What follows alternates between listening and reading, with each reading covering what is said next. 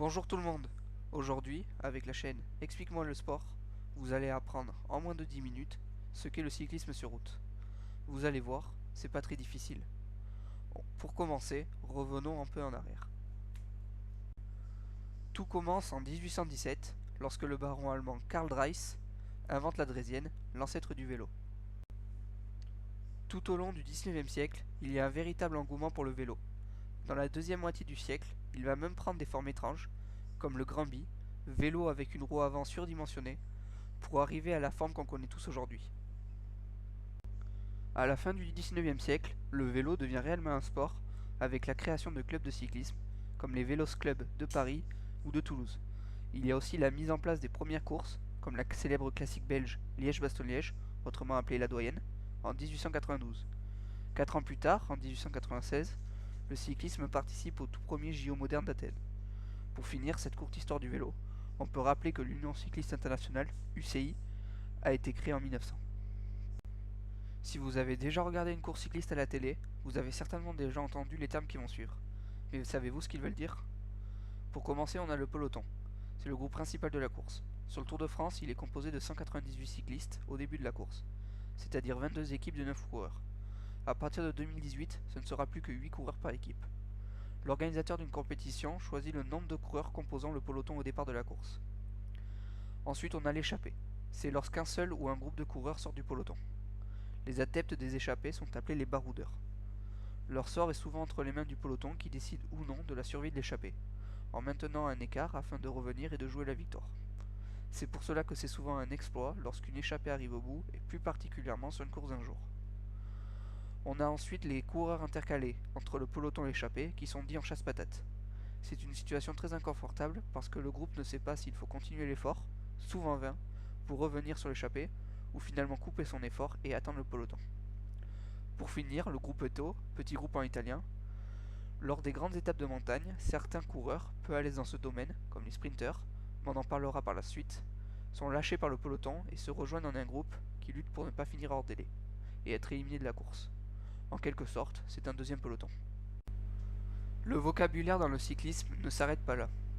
On va voir que chaque cycliste a un rôle particulier dans son équipe, et chaque cycliste a ses particularités. Tout d'abord, il y a le directeur sportif qui choisit son équipe en fonction de la course et des hommes qu'il a dans son équipe. Par exemple, sur une Amstel Gold Race, il va organiser son équipe autour d'un puncher, sur le Tour de Suisse autour d'un grimpeur, alors que sur un Milan-San Remo autour d'un sprinter. Ce qui nous amène à parler des différentes spécialités des coureurs. Pour commencer, il y a le sprinter, c'est le roi des étapes de plat. Après que ses équipiers aient travaillé toute la journée pour attraper les échappés, il a souvent 200 mètres pour arracher la victoire. Les maîtres de cet exercice sont aujourd'hui Marcel Kittel et Mark Cavendish. Dans les années 90-2000, Mario Cipollini était la référence. Après vient le puncher qui est à l'aise sur les courses accidentées avec un relève moyen. Comme le sprinter, il a une forte explosivité sur le dernier mètre, mais plus en côte.